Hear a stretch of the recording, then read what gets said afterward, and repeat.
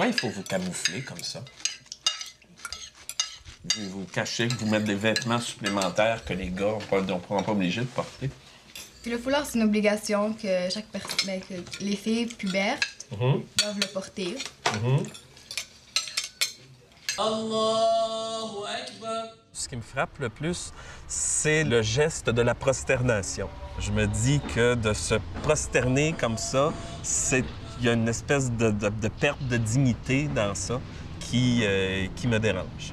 Un Québécois moyen, ordinaire, qui voit une femme voilée comme vous, va dire « Ah ben, elle doit être dans un milieu pas intégriste, mais dans un milieu très, très strict, là, où elle doit marcher en arrière de son mari puis assister aux offices dans des pièces séparées. Okay. C'est ça qu'on retient. Il y en a qui vont marcher en arrière de leur mari. Moi, personnellement, je marche devant lui. Je te dis pas qu'objectivement tu es rétrograde, je te dis que tu es perçu comme étant rétrograde. Pardon, je sais qu'il faut pas, mais c'est la réalité quand même. Parce qu'à cause de ça, comme je vous disais tout à l'heure, ça nous empêche, nous, malgré notre volonté de s'intégrer dans la société. C'est certain. Parce que mais comme je te dis, il y a un vieux proverbe qui dit « En France, faites comme les Français ».